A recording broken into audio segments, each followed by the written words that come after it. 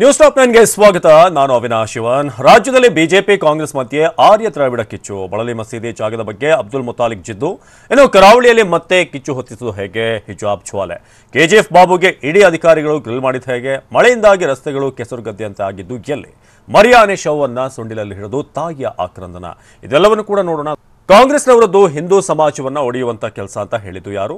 RSS ಕಣಕ್ಕಿದಂತ ಮಾಜಿ CM ಸಿದ್ದರಾಮಯ್ಯಗೆ Ravikumar ತಿರುಗೇಟು ಕೊಟ್ಟಿದ್ದು ಹೇಗೆ? ಯಾವ ಬೆದರಿಕೆಗೂ ಕೂಡ ನಾನು ಬಗ್ಗಲ್ಲ ಅಂತ ಹೇಳಿದ್ದು ಯಾರು? ನೋಡೋಣ. ಸವಾ ಸೇರು ನ್ಯೂಸ್ ಟಾಪ್ 9ನಲ್ಲಿ. ಮಂಗಳೂರಿನ ಕಾಲೇಜಿನಲ್ಲಿ ಮತ್ತೆ ಹಿಜಾಬ್ ವಿವಾದ ಭುಗಿಲೆದ್ದ ಬಗ್ಗೆ ಮಾತನಾಡಿರೋ ಶಿಕ್ಷಣ ಸಚಿವ ಬಿಸಿ ನಾಗೇಶ್, 2 ಕಾರಣಗಳಿಂದ ಹಿಜಾಬ್ ವಿವಾದ ಮತ್ತೆ ಚರ್ಚೆಗೆ ಬಂದಿದೆ ಅಂತ ಹೇಳಿದ್ದಾರೆ. ರಾಯಚೂರು ಜಿಲ್ಲೆಯ ಸಿಂಧನೂರು ತಾಲೂಕಿನ ಜವಳಗೇರದಲ್ಲಿ ಮಾತನಾಡಿದ ಬಿಸಿ ನಾಗೇಶ್, ಹಿಂದೂ ಸಮಾಜವನ್ನ ಒಡೆಯುವಂಥದ್ದು ಮತ್ತು ಮುಸ್ಲಿಂ ಸಮುದಾಯದ ವೋಟ್ ಬ್ಯಾಂಕ್ ಮಾಡಿಕೊಳ್ಳುವುದೇ ರಾಜಕೀಯ ಪಕ್ಷಗಳ ಕೆಲಸ ಆಗಿದೆ ಅಂತ ಕಿಡಿಕಾರಿದ್ದಾರೆ. ಸಿದ್ದರಾಮಯ್ಯ ಸರಣಿ ಟ್ವೀಟ್ ಮಾಡಿ ಬಿಜೆಪಿ ವಿರುದ್ಧ ಹಿಗ್ಗಾಮುಗ್ಗಾ ವಾಗ್ದಾಳಿ ಮಾಡಿದ್ದಕ್ಕೆ ಎಂಎಲ್ಸಿ ರವಿಕುಮಾರ್ ತಿರುಗೇಟನ್ನ ನೀಡಿದ್ದಾರೆ. ಬೆಳಗಾವಿಯಲ್ಲಿ ಮಾತನಾಡಿದ ರವಿಕುಮಾರ್, ಸಿದ್ದರಾಮಯ್ಯ ಆರ್ಎಸ್ಎಸ್ ಕುರಿತು 12 ಪ್ರಶ್ನೆಗಳನ್ನ ಕೇಳಿದ್ದಾರೆ. ನಾನು ಬಿಜೆಪಿಯಲ್ಲಿದ್ರು 25 ವರ್ಷ ಆರ್ಎಸ್ಎಸ್ ವಿದ್ಯಾರ್ಥಿ ಪರಿಷತ್ನಲ್ಲಿ ಕೆಲಸ ಮಾಡಿ ಉತ್ತರವನ್ನ ಕೊಡ್ತಿದ್ದೇನೆ. ಸಿದ್ದರಾಮಯ್ಯನವರೇ, ಬಿಜೆಪಿ ನಿಮ್ಮಷ್ಟು ರಾಷ್ಟ್ರಭಕ್ತಿಯನ್ನ ಹೊಂದಿಲ್ಲ. ನೀವು ಡಿಕೆಶಿ, ರಾಹುಲ್ ಗಾಂಧಿ, ಸೋನಿಯಾ ಗಾಂಧಿ ಅಪ್ರತಿಮ ದೇಶಭಕ್ತರು ಅಂತ ಕುಟುಕಿದ್ದಾರೆ. ಸಿದ್ದರಾಮಯ್ಯ ವಿರುದ್ಧ ಮುಗಿಬಿದ್ದ ರವಿಕುಮಾರ್, ನಿಮ್ಮ ಆರಾಧ್ಯ ದೇವರು ಮತ ಬ್ಯಾಂಕ್ ಆಗಿರುವ ಮುಸ್ಲಿಮರಿಗಿಂತ ಬಹಳ ಚೆನ್ನಾಗಿ ನೋಡಿಕೊಳ್ಳೋ ನೀವು, ನಿಮ್ಮನ್ನ ಹಿಂದೂಗಳು ಯಾಕೆ ಕೈ ಬಿಟ್ರು ಅಂತ ಪ್ರಶ್ನಿಸಿದ್ದಾರೆ. ಇಡೀ ದೇಶದಲ್ಲಿ ನಿಮ್ಮ ಪಕ್ಷ ಖಾಲಿಯಾಗಿ ಹೋಗಿದ್ದೇಕೆ? ಒಂದು ಕಾಲದಲ್ಲಿ 18 ಸರ್ಕಾರ ಹೊಂದಿದ್ದ ನಿಮ್ಮ ಪಕ್ಷ ಈಗ ದೇಶದಲ್ಲಿ ಎಷ್ಟು ಸರ್ಕಾರ ಇದೆ ಅಂತ ಪ್ರಶ್ನಿಸಿದ್ದಾರೆ. ನಮ್ಮ ನಿಷ್ಠೆ ಈ ದೇಶದ ಬಗ್ಗೆ ಅಚ್ಚಳಿಯದೆ ಉಳಿದಿದೆ ಎಂದಿರೋ ರವಿಕುಮಾರ್, ಇಡೀ ಪ್ರಪಂಚದಲ್ಲಿ ಹಿಂದೂಗಳಿಗೋಸ್ಕರ ಇರುವ ದೇಶ ಭಾರತ ಅಂತ ಹೇಳಿದ್ರು. ಅವರನ್ನ ರಕ್ಷಣೆ ಮಾಡುವ, ಕಾಪಾಡುವ, ಕಷ್ಟದಲ್ಲಿ ಇರುವವರನ್ನ ಕಾಪಾಡುವುದು ಹಿಂದುತ್ವ. ಇವೆಲ್ಲವನ್ನ ನೀವು ಹೊಂದಿಬಿಟ್ಟಿದ್ದೀರಿ. ಯಾಕೆ ಸೋತೋದ್ರಿ? ಯಾಕೆ ಜನರು ಪ್ರತಿ ಚುನಾವಣೆಯಲ್ಲಿ ನಿಮಗೆ ಜನ ಪಾಠ ಕಲಿಸಿದ್ದಾರೆ ಅಂತ ಸಿದ್ದರಾಮಯ್ಯಗೆ ಬಿಜೆಪಿ ಎಂಎಲ್ಸಿ ರವಿಕುಮಾರ್ ಪ್ರಶ್ನಿಸಿದ್ದಾರೆ. ಪುಸ್ತಕದಲ್ಲಿ ಕೇಸರೀಕರಣ ಶುರುವಾಗಿದೆ ಅಂತ ಹಿರಿಯ ಸಾಹಿತಿ ಕುಂ ವೀರಭದ್ರಪ್ಪ ಹೇಳಿದ್ದಾರೆ. ದಾವಣಗೆರೆಯಲ್ಲಿ ಮಾತನಾಡಿದ ಹಿರಿಯ ಸಾಹಿತಿ ಕುಂ ವೀರಭದ್ರಪ್ಪ, ಪಠ್ಯ ಪರಿಷ್ಕರಣೆ ಸಮಿತಿಯಲ್ಲಿ ಒಂದೇ ಜಾತಿಯವರು ಹೆಚ್ಚಾಗಿದ್ದಾರೆ. ಶಿಕ್ಷಣ ಸಚಿವ ನಾಗೇಶ್ವರನ ನೋಡಿದ್ರೆ ಋಷಿ ತರ ಕಾಣ್ತಾರೆ, ಆದ್ರೆ ಒಳಗೆ ಆರ್ಎಸ್ಎಸ್ ಬುದ್ಧಿಯನ್ನ ಇಟ್ಟುಕೊಂಡಿದ್ದಾರೆ. ಬನ್ನಂಜೆ ಲೇಖನದಲ್ಲಿ ಲಜ್ಜೆಗೆಟ್ಟ ಹೆಣ್ಣು ಎಂಬ ಪದವನ್ನ ಬಳಕೆಯಾಗಿದೆ. ಹೆಣ್ಣಿನ ಬಗ್ಗೆ ಮಕ್ಕಳಿಗೆ ಇವರು ಏನು ಬೋಧಿಸಲು ಹೋಗ್ತಿದ್ದಾರೆ? ಪಠ್ಯದಲ್ಲಿ ಬಸವಣ್ಣ ಇಲ್ಲ ಅಂದ್ರೆ ಕರ್ನಾಟಕವೇ ಇಲ್ಲ ಅಂದಂತೆ ಅಂತ ಹೇಳಿದ್ರು. ನಾನೊಬ್ಬ ಲೇಖಕ, ಸತ್ಯವನ್ನೇ ಮಾತನಾಡ್ತೇನೆ ಎಂದ ಕುಂ ವೀರಭದ್ರಪ್ಪ, ಇದಕ್ಕಾಗಿ ಈಗಾಗಲೇ 3 ಬೆದರಿಕೆ ಪತ್ರಗಳು ಬಂದಿವೆ. ಆದ್ರೆ ಬೆದರಿಕೆಗೆ ನಾನು ಹೆದರಲ್ಲ. ಪತ್ರ ಬರೆಯುವವರು ಎದುರಿಗೆ ಬರಲಿ ಅಂತ ಸವಾಲೆಸೆದಿದ್ದಾರೆ. ನನ್ನ ಹೊಡೆಯಲು ಬರುವವರು ನನ್ನ ಮಕ್ಕಳ ವಯಸ್ಸಿನವರಾಗಿರ್ತಾರೆ. ಒಂದು ವೇಳೆ ಹೊಡೆದ್ರೂ ನಾನು ಹುತಾತ್ಮನಾಗುವುದಕ್ಕೂ ಸಿದ್ಧ. ಎಂಎಂ ಕಲಬುರ್ಗಿ, ಗೌರಿ ಲಂಕೇಶ್ ತರ ಹುತಾತ್ಮನಾಗಲು ಸಿದ್ಧ ಅಂತ ಕುಂ ವೀರಭದ್ರಪ್ಪ ಹೇಳಿದ್ದಾರೆ. ನಮ್ಮ ನಾಡಿನಲ್ಲಿ ಕೆಲವು ಮೂರ್ಖರು ಇದ್ದಾರೆ. ಆರ್ಯರು ಬೇರೆ, ದ್ರಾವಿಡರು ಬೇರೆ ಅಂತ ಸುಳ್ಳು ಹೇಳ್ತಾರೆ ಅಂತ ಚಿಂತಕ ಚಕ್ರವರ್ತಿ ಸೂಲಿಬೇಲೆ ಕಿಡಿಕಾರಿದ್ದಾರೆ. ಚಿತ್ರದುರ್ಗದಲ್ಲಿ ಮಾತನಾಡಿದ ಚಕ್ರವರ್ತಿ ಸೂಲಿಬೇಲೆ, ಪರೋಕ್ಷವಾಗಿ ಸಿದ್ದರಾಮಯ್ಯಗೆ ಚಕ್ರವರ್ತಿ ಸೂಲಿಬೇಲೆ ಟಾಂಗ್ ಕೊಟ್ಟಿದ್ದಾರೆ. ಆರ್ಯರು ಹೊರಗಿನವರು, ದ್ರಾವಿಡರು ಮೂಲ ನಿವಾಸಿಗಳು ಅಂತಾರೆ. ಆರ್ಯರು ಮೂಲ ನಿವಾಸಿಗಳೆಂದು ವೈಜ್ಞಾನಿಕವಾಗಿ ದೃಢಪಟ್ಟಿದೆ. ಡಿಎನ್ಎ ಕೂಡ ಬೇರೆ ದೇಶದವರ ಜೊತೆಗೆ ಮ್ಯಾಚ್ ಆಗಲ್ಲ ಅಂತ ಕೊಟ್ಟಿದ್ದಾರೆ. ಆರ್ಯರು ಅಂದ್ರೆ ಅಪ್ಪಟ ಭಾರತೀಯರು, ಹೊರಗಿನವರಲ್ಲ ಅನ್ನೋ ಮೂಲಕ ಮಾಜಿ ಸಿಎಂ ಸಿದ್ದರಾಮಯ್ಯಗೆ ಚಿಂತಕ ಚಕ್ರವರ್ತಿ ಸೂಲಿಬೇಲೆ ಟಕ್ಕರ್ ಕೊಟ್ಟಿದ್ದಾರೆ. ಅಧಿಕಾರಕ್ಕಾಗಿ ದೇಶ ಒಡೆಯುವ ಮಾತುಗಳನ್ನಾಡ್ತಿದ್ದಾರೆ. ಬ್ರಿಟಿಷರು ಹೇಳಿದ ಸುಳ್ಳನ್ನೇ ಇವರು ಹೇಳ್ತಿದ್ದಾರೆ ಅಂತ ಸೂಲಿಬೇಲೆ ಕಿಡಿಕಾರಿದ್ದಾರೆ.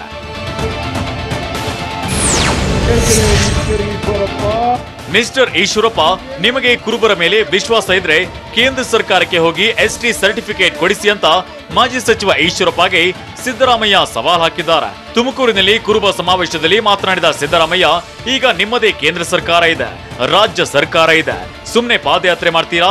ಈ ಬೂಟಾಟಿಕೆ ಬಿಡಬೇಕು. ಸಭೆಗೆ ಬಂದಿಲ್ಲ ಎಂದು ನನ್ನ ಮೇಲೆ ಗೋಬೆ ಕೂರಿಸ್ತೀಯ? ನಾವು ಈಶ್ವರಪ್ಪ ಬಿಜೆಪಿ ನಾಯಕತ್ವದಲ್ಲಿ ಹೋಗಬೇಕಿತ್ತ, ಬೂಟಾಟಿಗೆ ನಾಟಕ ಮಾಡುವವರ ಜೊತೆಗೆ ಹೋಗ್ತೀರಾ ಅಂತ ಕುಟುಕಿದ್ದಾರೆ.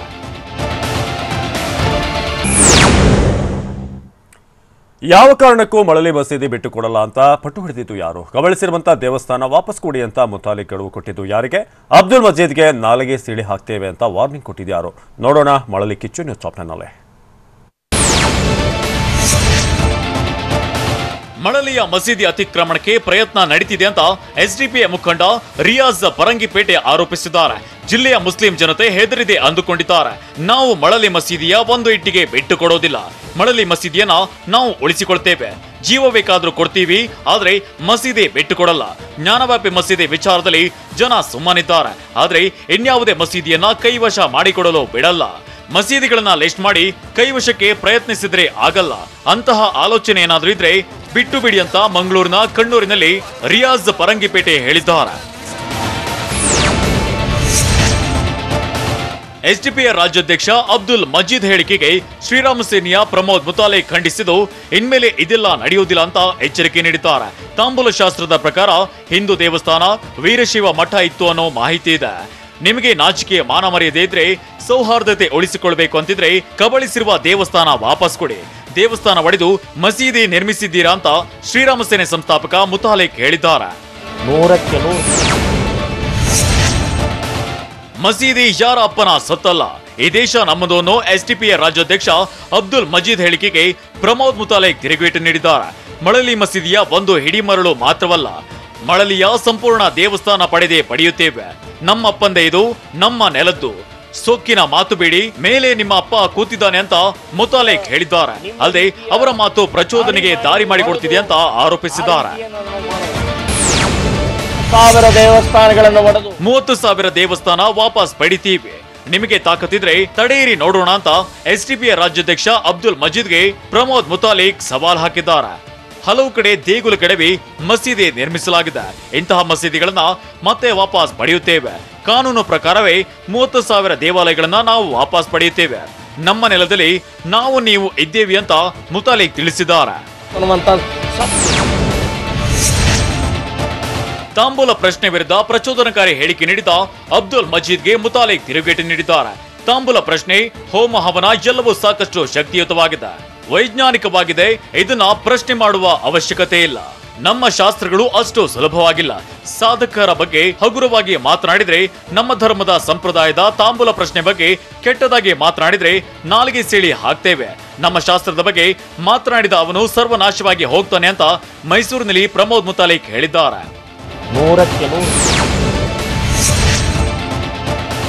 ಮಂಗಳೂರಿನ ಮಳಲಿ ಮಸೀದಿ ವಿವಾದ ವಿಚಾರದಲ್ಲಿ ತಾಂಬೂಲ ಪ್ರಶ್ನೆ ನಡೆದಿತ್ತು. ವಿಶ್ವ ಹಿಂದೂ ಪರಿಷತ್ ನೇತೃತ್ವದಲ್ಲಿ ನಡೆದ ತಾಂಬೂಲ ಪ್ರಶ್ನೆಯಲ್ಲಿ ಅದು ಜಂಗಮ ಮಠದ ಜಾಗ ಅಂತ ಉತ್ತರ ಬಂದಿತ್ತು. ಈ ಬೆನ್ನಲ್ಲೇ ನಿನ್ನೆ ನಡೆದ ಎಸ್ಡಿಪಿಐ ಜನಾಂದೋಲನ ಸಭೆಯಲ್ಲಿ ಮಳಲಿ ಮಸೀದಿ ವಿಚಾರ ಪ್ರಸ್ತಾಪವಾಗಿತ್ತು. ಈ ಮೂಲಕ ಮಳಲಿ ಮಸೀದಿ ವಿಚಾರಕ್ಕೆ ಎಸ್ಡಿಪಿಐ ಎಂಟ್ರಿ ಕೊಟ್ಟಿದೆ. ಈ ನಡುವೆ ನ್ಯಾಯಾಂಗ ಹೋರಾಟಕ್ಕೂ ವೇದಿಕೆ ಸಜ್ಜಾಗಿದೆ.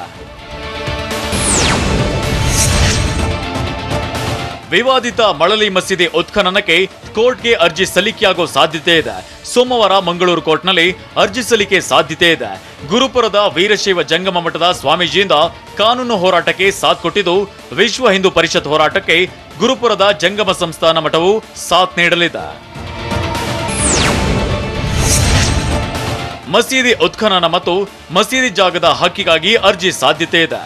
ಗುರುಪುರ ಜಂಗಮ ಮಠಕ್ಕೆ ಭೇಟಿ ನೀಡಿ ಸ್ವಾಮೀಜಿ ವಿಎಚ್ಪಿ ಮುಖಂಡರ ಜೊತೆ ಚರ್ಚಿಸಿದ್ರು. ಈಗಾಗಲೇ ಮಂಗಳೂರು ಕೋರ್ಟ್ನಲ್ಲಿ ವಿಎಚ್ಪಿ ಅರ್ಜಿ ವಿಚಾರಣೆಯಲ್ಲಿದೆ. ಇದೇ ವಿವಾದ ಸಂಬಂಧ ಮಠದ ವತಿಯಿಂದ ಮತ್ತೊಂದು ಅರ್ಜಿ ಸಲ್ಲಿಕೆಗೆ ಚಿಂತನೆ ನಡೆದಿದೆ.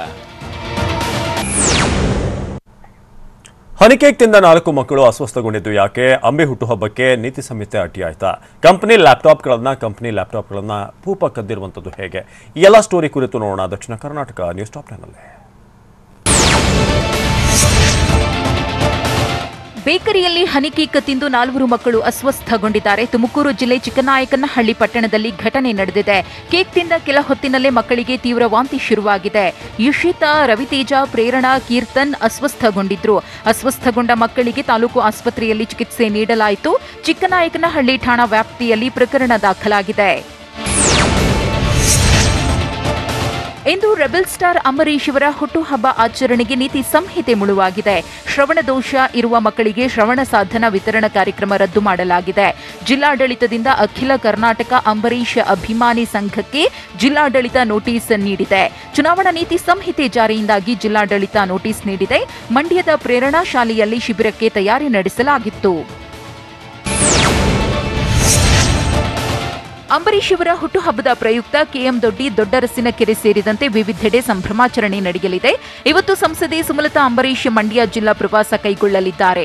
ಮಧ್ಯಾಹ್ನ 12:30ಕ್ಕೆ ಅಂಬಿ ಹುಟ್ಟೂರಾದ ದೊಡ್ಡರಸಿನ ಕೆರೆ ಗ್ರಾಮಕ್ಕೆ ಭೇಟಿ ಕೊಡಲಿದ್ದಾರೆ. 3:15ಕ್ಕೆ ಮದ್ದೂರು ತಾಲೂಕಿನ ಕೆಎಂ ದೊಡ್ಡಿಯ ಅಂಬರೀಶ್ ಅಭಿಮಾನಿಗಳ ಒಕ್ಕೂಟದ ಪ್ರಧಾನ ಕಚೇರಿಯನ್ನ ಉದ್ಘಾಟನೆ ಮಾಡಲಿದ್ದಾರೆ. ಚಿತ್ರದುರ್ಗ ನಗರದಲ್ಲಿ ಸಮರ್ಪಣಾ ಕಾರ್ಯಕ್ರಮದಲ್ಲಿ ವೀರ ಹುತಾತ್ಮ ಯೋಧರ ಕುಟುಂಬಕ್ಕೆ ಗೌರವ ಸಲ್ಲಿಸಲಾಯಿತು. ಸಮರ್ಪಣೆ ಗೌರವ ಸ್ವೀಕಾರದ ವೇಳೆ ಹುತಾತ್ಮ ಯೋಧರ ಕುಟುಂಬಸ್ಥರು ಕಣ್ಣೀರಿಟ್ಟರು. ವೀರ ಯೋಧರ ಕುಟುಂಬಸ್ಥರ ಕಣ್ಣೀರನ್ನು ಕಂಡು ಶಾಸಕ ಜಿಎಚ್ ತಿಪ್ಪಾರೆಡ್ಡಿ ಭಾವುಕರಾದರು. ಚಿತ್ರದುರ್ಗ ವಿಧಾನಸಭಾ ಕ್ಷೇತ್ರದ ಬಿಜೆಪಿ ಶಾಸಕ ಜಿಎಚ್ ತಿಪ್ಪಾರೆಡ್ಡಿ 7 ಹುತಾತ್ಮ ಯೋಧರ ಕುಟುಂಬಸ್ಥರಿಗೆ ಗೌರವ ಸಮರ್ಪಣೆ ಮಾಡಿದ್ರು. ಮಾಜಿ ಸಿಎಂ ಎಚ್ಡಿ ಕುಮಾರಸ್ವಾಮಿ ವಿದೇಶಕ್ಕೆ ತೆರಳಿದ್ದಾರೆ. ಕೆಂಪೇಗೌಡ ಏರ್ಪೋರ್ಟ್ನಿಂದ ಸಿಂಗಾಪುರಕ್ಕೆ ಪ್ರಯಾಣ ಬೆಳೆಸಿದ್ದು ಜೂನ್ 2ರಂದು ಬೆಂಗಳೂರಿಗೆ ವಾಪಸ್ಸಾಗಲಿದ್ದಾರೆ. ಆಪ್ತರ ಜೊತೆ ಎಚ್ಡಿ ಕುಮಾರಸ್ವಾಮಿ ಸಿಂಗಾಪುರಕ್ಕೆ ತೆರಳಿದ್ದಾರೆ. ಕರ್ನಾಟಕ ಚಲನಚಿತ್ರ ವಾಣಿಜ್ಯ ಮಂಡಳಿಯ ನೂತನ ಅಧ್ಯಕ್ಷರಾಗಿ ನಿರ್ಮಾಪಕ ಭಾಮಾ ಹರೀಶ್ ಆಯ್ಕೆಯಾಗಿದ್ದಾರೆ. ನಿನ್ನೆ ಬೆಳಗ್ಗೆ ನಡೆದಿದ್ದ ವಾಣಿಜ್ಯ ಮಂಡಳಿ ಚುನಾವಣೆಯಲ್ಲಿ ಭಾಮಾ ಹರೀಶ್ 781 ಮತಗಳನ್ನು ಪಡೆಯುವುದರ ಮೂಲಕ ಸಾರಾ ಗೋವಿಂದ್ ವಿರುದ್ಧ ಭರ್ಜರಿಯಾಗಿ ಜಯಗಳಿಸಿದ್ದಾರೆ. ಸಾರಾ ಗೋವಿಂದ್ 371 ಮತಗಳನ್ನು ಪಡೆಯುವ ಮೂಲಕ ಸೋಲು ಅನುಭವಿಸಿದ್ದಾರೆ.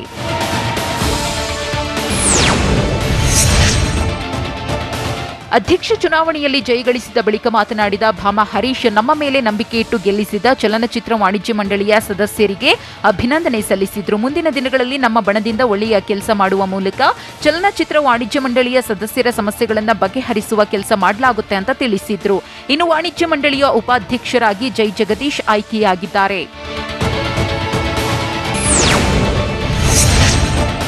ಒತ್ತಡ ಜಾಸ್ತಿ ಅಂತ ಕೆಲಸ ಮಾಡ್ತಾ ಇದ್ದ ಕಂಪನಿಯಲ್ಲೇ ಲ್ಯಾಪ್ಟಾಪ್ ಕಳ್ಳತನ ಮಾಡಿರುವ ಘಟನೆ ಬೆಂಗಳೂರಿನಲ್ಲಿ ನಡೆದಿದೆ. ನಗರದ ಕೋರಮಂಗಲದ ವೇಕ್ ಫಿಟ್ ಇನ್ನೋವೇಷನ್ ಕಂಪನಿಯಲ್ಲಿ ಮೇ 25ರಂದು ಈ ಕಳ್ಳತನ ನಡೆದಿತ್ತು. ಮ್ಯಾನೇಜರ್ನಿಂದ ಕೆಲಸದ ಒತ್ತಡ ಜಾಸ್ತಿ ಆಯಿತು ಅಂತ ಮೊಹಮ್ಮದ್ ಅಜ್ಜಮ್ ಎಂಬಾತ ಈ ಕೃತ್ಯ ಎಸಗಿದ್ದಾನೆ. ಇಬ್ಬರು ಅಪ್ರಾಪ್ತ ಬಾಲಕರ ಮೂಲಕ 8 ಲ್ಯಾಪ್ಟಾಪ್ ಕಳ್ಳತನ ಮಾಡಿದ್ದು ಕೋರಮಂಗಲ ಠಾಣಾ ಪೊಲೀಸರು ಆರೋಪಿಯನ್ನ ಬಂಧಿಸಿದ್ದಾರೆ.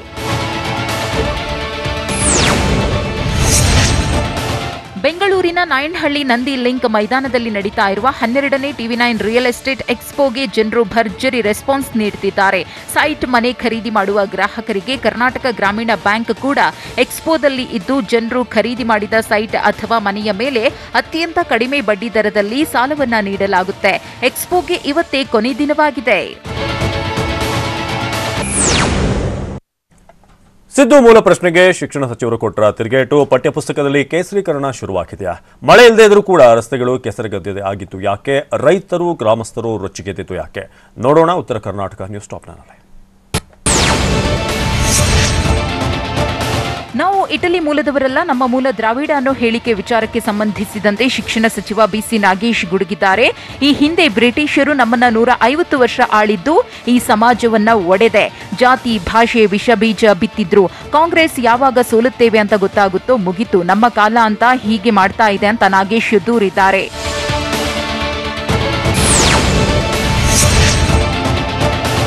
ಪಠ್ಯ ಪುಸ್ತಕದಲ್ಲಿ ಕೇಸರೀಕರಣ ಶುರುವಾಗಿದೆ ಅಂತ ದಾವಣಗೆರೆಯಲ್ಲಿ ಹಿರಿಯ ಸಾಹಿತಿ ಕುಂ ವೀರಭದ್ರಪ್ಪ ಅಸಮಾಧಾನವನ್ನು ವ್ಯಕ್ತಪಡಿಸಿದ್ದಾರೆ. ಪಠ್ಯ ಪುಸ್ತಕ ರಚನಾ ಸಮಿತಿಯಲ್ಲಿ ಒಂದೇ ಜಾತಿಯವರೇ ಹೆಚ್ಚಿದ್ದಾರೆ. ಈ ಶಿಕ್ಷಣ ಸಚಿವ ನಾಗೇಶ್ ಅವರನ್ನ ನೋಡಿದ್ರೆ ಋಷಿ ತರ ಕಾಣ್ತಾರೆ. ಒಳಗೆ ಆರ್ಎಸ್ಎಸ್ ಬುದ್ಧಿ ಇಟ್ಕೊಂಡಿದ್ದಾರೆ. ಬನ್ನಂಜ ಬರೆದ ಲೇಖನದಲ್ಲಿ ಲಜ್ಜೆಗೆಟ್ಟ ಹೆಣ್ಣು ಎಂಬ ಪದ ಬಳಕೆಯಾಗಿದೆ. ಹೆಣ್ಣಿನ ಬಗ್ಗೆ ಮಕ್ಕಳಿಗೆ ಇವರು ಏನು ಬೋಧಿಸಲು ಹೋಗ್ತಿದ್ದಾರೆ ಅಂತ ಶಿಕ್ಷಣ ಸಚಿವರ ವಿರುದ್ಧ ಕಿಡಿಕಾರಿದ್ದಾರೆ.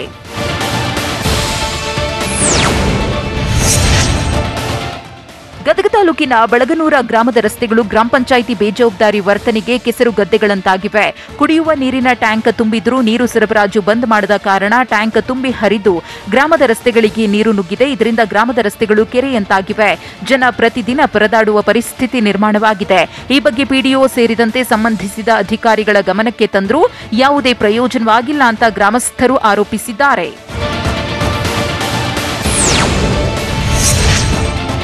ಕಲಬುರಗಿ ಜಿಲ್ಲೆಯ ಚಿತ್ತಾಪುರ ತಾಲೂಕಿನ ಹಲಕರ್ಟಿಯಲ್ಲಿ ರೈತರ ಪಹಣಿಯಲ್ಲಿ ದೋಷಗಳಿದ್ದು ಪಹಣಿ ದೋಷಗಳನ್ನು ಸರಿಪಡಿಸಬೇಕು ಅಂತ ರೈತರು ಆಗ್ರಹಿಸಿದ್ದಾರೆ. ನೂರಾರು ರೈತರು ಯಾದಗಿರಿ ಕಲಬುರಗಿ ರಾಷ್ಟ್ರೀಯ ಹೆದ್ದಾರಿ ತಡೆದು ಆಕ್ರೋಶ ವ್ಯಕ್ತಪಡಿಸಿದ್ದಾರೆ. ಪಹಣಿ ದೋಷದಿಂದ ತಮಗೆ ಸರ್ಕಾರದಿಂದ ಯಾವುದೇ ಸೌಲಭ್ಯಗಳು ಸಿಗ್ತಾ ಇಲ್ಲ, ಜಮೀನು ಮಾರಾಟ ಖರೀದಿಗೂ ತೊಂದರೆಯಾಗಿದೆ. ಈ ಬಗ್ಗೆ ಕಂದಾಯ ಇಲಾಖೆ ಅಧಿಕಾರಿಗಳಿಗೆ ಅನೇಕ ಬಾರಿ ಮನವಿ ಮಾಡಿದ್ರೂ ಯಾವುದೇ ಪ್ರಯೋಜನವಾಗಿಲ್ಲ ಅಂತ ಕೋಪ ಹೊರಹಾಕಿದ್ದಾರೆ.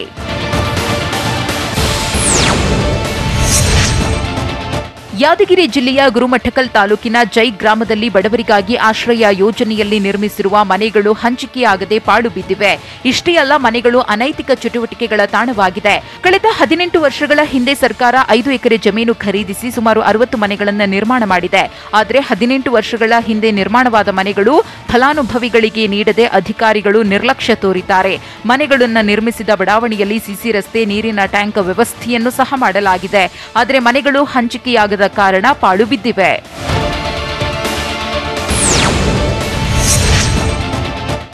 ಚಾಲಕನ ನಿಯಂತ್ರಣ ತಪ್ಪಿ ಕಾರೊಂದು ರಸ್ತೆ ಪಕ್ಕದ ಜಮೀನಿಗೆ ನುಗ್ಗಿರುವ ಘಟನೆ ಹಾವೇರಿ ಜಿಲ್ಲೆ ಹಾನಗಲ್ ಪಟ್ಟಣದ ಹೊರವಲಯದಲ್ಲಿ ನಡೆದಿದೆ. ಕಾರು ಹಾವೇರಿಯಿಂದ ಹಾನಗಲ್ ಪಟ್ಟಣದತ್ತ ತೆರಳುತ್ತಾ ಇತ್ತು ಎನ್ನಲಾಗಿದೆ. ಘಟನೆಯಲ್ಲಿ ಅದೃಷ್ಟವಶಾತ್ ಕಾರಿನಲ್ಲಿದ್ದ 3 ಪಾರಾಗಿದ್ದಾರೆ. ಸ್ಥಳಕ್ಕೆ ಪೊಲೀಸರು ಭೇಟಿ ನೀಡಿ ಪರಿಶೀಲಿಸಿದ್ದಾರೆ.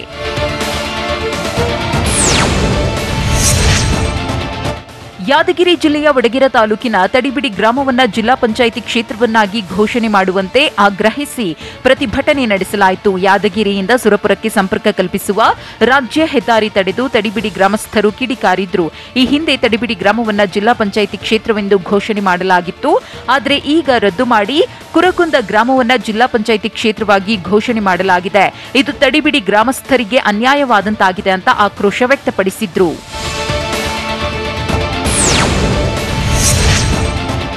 ಆಜಾದಿ ಕಾ ಅಮೃತ ಮಹೋತ್ಸವ ಹಿನ್ನೆಲೆಯಲ್ಲಿ ಹೊಸಪೇಟೆಯಲ್ಲಿ ಅಮೃತ ಭಾರತಿ ಕನ್ನಡದಾರತಿ ಕಾರ್ಯಕ್ರಮ ನಡೆಯಿತು.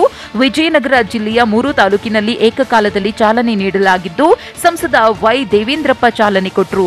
ವಿಶೇಷವಾಗಿ 75 ಕಲಾವಿದರಿಂದ ಏಕಕಾಲಕ್ಕೆ ಗೀತ ಗಾಯನ ಕಾರ್ಯಕ್ರಮ ಜರುಗಿತು. ಇನ್ನು ಹೊಸಪೇಟೆ, ಕೂಡ್ಲಿಗಿ, ಕೊಟ್ಟೂರಿನಲ್ಲಿ ನಡೀತಾ ಇರುವ ಕಾರ್ಯಕ್ರಮಕ್ಕೂ ಮುನ್ನ ವಿವಿಧ ಕಲಾ ತಂಡಗಳಿಂದ ಬೃಹತ್ ಮೆರವಣಿಗೆ ನಡೆಯಿತು. ವಿರಾಟ್ ಕೊಹ್ಲಿಗೆ ಕ್ರಿಕೆಟ್ನಿಂದ ನಿವೃತ್ತಿ ಅಥವಾ ಒಂದು ವಿಶ್ರಾಂತಿಯನ್ನು ತೆಗೆದುಕೊಳ್ಳೋದಕ್ಕೆ ಯಾರು ಹೇಳಿದ್ರು? ಅಭಿಮಾನಿಗಳಿಗೆ ಕೊಹ್ಲಿ ಕೊಟ್ಟಂತಹ ಭಾವನಾತ್ಮಕ ಸಂದೇಶವೇನು? ಅಂಬಿ ಹುಟ್ಟುಹಬ್ಬಕ್ಕೆ ಮಗನ ಹೊಸ ಸಿನಿಮಾದ ಪೋಸ್ಟ್ ಯಾವುದು? ನೋಡೋಣ ಎಂಟರ್ಟೈನ್ಮೆಂಟ್ ನ್ಯೂಸ್ ಟಾಪ್ನಲ್ಲಿ. ಆರ್ಸಿಬಿ ಮಾಜಿ ನಾಯಕ ವಿರಾಟ್ ಕೊಹ್ಲಿ ಕ್ರಿಕೆಟ್ನಿಂದ ಕೊಂಚ ಕಾಲ ಬಿಡುವು ತೆಗೆದುಕೊಳ್ಳುವಂತೆ ಆಸ್ಟ್ರೇಲಿಯಾದ ಮಾಜಿ ವೇಗಿ ಬ್ರೆಟ್ ಲೀ ಸಲಹೆ ನೀಡಿದ್ದಾರೆ. ಈ ಐಪಿಎಲ್ನಲ್ಲಿ ಕೊಹ್ಲಿ ಕಳಪೆ ಫಾರ್ಮ್ನಿಂದ ಬಳಲಿದ್ರು. ಹೀಗಾಗಿ ಕೊಹ್ಲಿ ಬ್ರೇಕ್ ತೆಗೆದುಕೊಂಡು ಹೊಸ ಮನಸ್ಥಿತಿಯಿಂದ ಮೈದಾನಕ್ಕೆ ಇಳಿಯಲಿ ಅಂತ ಲೀ ಸೂಚಿಸಿದ್ದಾರೆ. ಐಪಿಎಲ್ 2ನೇ ಕ್ವಾಲಿಫೈಯರ್ನಲ್ಲಿ ರಾಜಸ್ಥಾನ್ ವಿರುದ್ಧ ಆರ್ಸಿಬಿ ಸೋತ ಬಳಿಕ ಆರ್ಸಿಬಿ ಬ್ಯಾಟ್ಸ್ಮನ್ ವಿರಾಟ್ ಕೊಹ್ಲಿ ಅಭಿಮಾನಿಗಳಿಗೆ ಭಾವನಾತ್ಮಕ ಸಂದೇಶ ಬರೆದಿದ್ದಾರೆ. ಕೆಲವು ಬಾರಿ ನೀವು ಗೆಲ್ತೀರಿ, ಕೆಲವು ಬಾರಿ ಇಲ್ಲ. ಆದ್ರೆ 12 ಮಂದಿಯ ಈ ಸೇನೆ ನಿಮ್ಮ ಬೆಂಬಲದಿಂದಾಗಿ ಮಿಂಚಿದೆ. ಅಭಿಮಾನಿಗಳೇ, ನಿಮ್ಮಿಂದಲೇ ಕ್ರಿಕೆಟ್ ವಿಶೇಷ ಅನಿಸಿದೆ ಅಂತ ಕಿಂಗ್ ಕೊಹ್ಲಿ ಟ್ವಿಟರ್ನಲ್ಲಿ ಬರೆದುಕೊಂಡಿದ್ದಾರೆ. ರಾಜಸ್ಥಾನ್ ರಾಯಲ್ಸ್ ಮತ್ತು ಗುಜರಾತ್ ಟೈಟನ್ಸ್ ವಿರುದ್ಧದ ಪಂದ್ಯದ ವೇಳೆ ರಾಜಸ್ಥಾನ್ನ ವಿಶೇಷ ಅತಿಥಿಗಳು ಉಪಸ್ಥಿತರಿರಲಿದ್ದಾರೆ. 2022ರ ಐಪಿಎಲ್ ಫೈನಲ್ ವೀಕ್ಷಿಸಲು 2008ರ ಸೀಸನ್ನ ಚಾಂಪಿಯನ್ಸ್ ತಂಡ ರಾಜಸ್ಥಾನ್ನಲ್ಲಿ ಆಡಿದ ಆಟಗಾರರು ಬರಲಿದ್ದಾರೆ. ಆಹ್ವಾನಿತರಲ್ಲಿ ಮುನಾಫ್ ಪಟೇಲ್, ಯೂಸುಫ್ ಪಠಾಣ್, ಸ್ವಪ್ನಿಲ್ ಅಸ್ನೋಡ್ಕರ್, ದಿನೇಶ್ ಸಾಲುಂಕೆ, ಸಿದ್ಧಾರ್ಥ್ ತ್ರಿವೇದಿ ಮತ್ತು ರವೀಂದ್ರ ಜಡೇಜಾ ಇರಲಿದ್ದಾರೆ. ಈ ಐಪಿಎಲ್ ಸೀಸನ್ನ ಉದ್ದಕ್ಕೂ ರಾಜಸ್ಥಾನ್ನ ಜೋಸ್ ಬಟ್ಲರ್ ಬ್ಯಾಟಿಂಗ್ ವೈಭವ ನಡೆಸಿದ್ರು. ಬಟ್ಲರ್ ಬ್ಯಾಟಿಂಗ್ ಅನ್ನ ಆರ್ಆರ್ ಕೋಚ್ ಕುಮಾರ್ ಸಂಗಕಾರ ಕೊಂಡಾಡಿದ್ದಾರೆ. ಐಪಿಎಲ್ ಇತಿಹಾಸದಲ್ಲಿ ಇಷ್ಟು ಉತ್ತಮ ಬ್ಯಾಟಿಂಗ್ ಮಾಡಿದವರನ್ನ ನಾನು ನೋಡಿಲ್ಲ ಅಂತ ಸಂಗಕಾರ ಹೇಳಿದ್ದಾರೆ. ಐಪಿಎಲ್ 2ನೇ ಕ್ವಾಲಿಫೈಯರ್ನಲ್ಲಿ ರಾಜಸ್ಥಾನ್ ವಿರುದ್ಧ ಆರ್ಸಿಬಿ ಪೇರಿಸಿದ 157 ರನ್ ಉತ್ತಮ ಟೋಟಲ್ ಏನೂ ಆಗಿರಲಿಲ್ಲ ಅಂತ ಕ್ರಿಕೆಟ್ ದಂತಕತೆ ಸಚಿನ್ ತೆಂಡೂಲ್ಕರ್ ಹೇಳಿದ್ದಾರೆ. ಆರ್ಆರ್ ಬೌಲರ್ಗಳು ಆರ್ಸಿಬಿ ಬ್ಯಾಟ್ಸ್ಮನ್ಗಳು ಹೆಚ್ಚು ರನ್ ಕಲೆ ಹಾಕದಂತೆ ತಡೆದ್ರು, ಒತ್ತಡ ಹೇರಿದ್ರು ಅಂತ ಸಚಿನ್ ತೆಂಡೂಲ್ಕರ್ ರಾಜಸ್ಥಾನ್ ಬೌಲರ್ಗಳನ್ನ ಶ್ಲಾಘಿಸಿದ್ದಾರೆ. ಇಂದು ರೆಬಲ್ ಸ್ಟಾರ್ ಅಂಬರೀಶ್ 70ನೇ ಹುಟ್ಟುಹಬ್ಬದ ಸಂಭ್ರಮ. ಈ ಪ್ರಯುಕ್ತ ಅಭಿಷೇಕ್ ಅಂಬರೀಶ್ ಅಭಿನಯದ ಕಾಳಿ ಸಿನಿಮಾದ ಫಸ್ಟ್ ಲುಕ್ ಬಿಡುಗಡೆ ಆಗಲಿದೆ. ಹೆಬ್ಬುಲಿ ಕೃಷ್ಣ ಈ ಚಿತ್ರಕ್ಕೆ ಆಕ್ಷನ್ ಕಟ್ ಹೇಳ್ತಿದ್ದಾರೆ. ಇಂದು ಬೆಳಿಗ್ಗೆ 11:22ಕ್ಕೆ ಫಸ್ಟ್ ಲುಕ್ ಬಿಡುಗಡೆ ಆಗಲಿದೆ. ಕಾವೇರಿ ಗಲಾಟೆ ನಡುವೆ ನಡೆದ ಪ್ರೇಮ ಕಥೆ ಇದಾಗಿದೆ. ಇಂದು ರೆಬಲ್ ಸ್ಟಾರ್ ಅಂಬರೀಶ್ 70ನೇ ವರ್ಷದ ಹುಟ್ಟುಹಬ್ಬ. ಹೀಗಾಗಿ ಅಂಬರೀಶ್ ನೆನಪಿನಲ್ಲಿ ಪತ್ನಿ ಸುಮಲತಾ ಸೋಷಿಯಲ್ ಮೀಡಿಯಾದಲ್ಲಿ ಅಂಬರೀಶ್ ಒಬ್ಬ ವ್ಯಕ್ತಿಯಲ್ಲ, ಅವರೊಂದು ಶಕ್ತಿ ಅಂತ ನೆನಪಿನಂಗಳಕ್ಕೆ ಜಾರಿ ಶುಭ ಹಾರೈಸಿದ್ದಾರೆ. ಅಂಬಿ ಮಾಡಿರೋ ಕೆಲಸಗಳು, ಅಂಬರೀಶ್ ಮಾಡಿದ ಸಾಧನೆಗಳನ್ನ ಅಭಿಮಾನಿಗಳಿಗೆ ನೆನಪಿನಂಗಳಕ್ಕೆ ಜಾರುವಂತೆ ಮಾಡಿ ಸುಮಲತಾ ಕೂಡ ನೆನೆದು ಭಾವುಕರಾಗಿದ್ದಾರೆ. ಸ್ವಾತಂತ್ರ್ಯ ಹೋರಾಟಗಾರ ವೀರ ಸಾವರ್ಕರ್ ಜಯಂತಿ ಪ್ರಯುಕ್ತ ಸ್ವಾತಂತ್ರ್ಯ ವೀರ ಸಾವರ್ಕರ್ ಫಸ್ಟ್ ಲುಕ್ ಬಿಡುಗಡೆಯಾಗಿದೆ. ಸಾವರ್ಕರ್ ಪಾತ್ರದಲ್ಲಿ ರಣದೀಪ್ ಕೂಡ ಕಾಣಿಸಿಕೊಂಡಿದ್ದು ಫಸ್ಟ್ ಲುಕ್ಗೆ ಒಳ್ಳೆ ರೆಸ್ಪಾನ್ಸ್ ಸಿಕ್ಕಿದೆ. ಮಹೇಶ್ ಮಂಜ್ರೇಕರ್ ಸಿನಿಮಾಗೆ ಆಕ್ಷನ್ ಕಟ್ ಹೇಳಿದ್ದಾರೆ.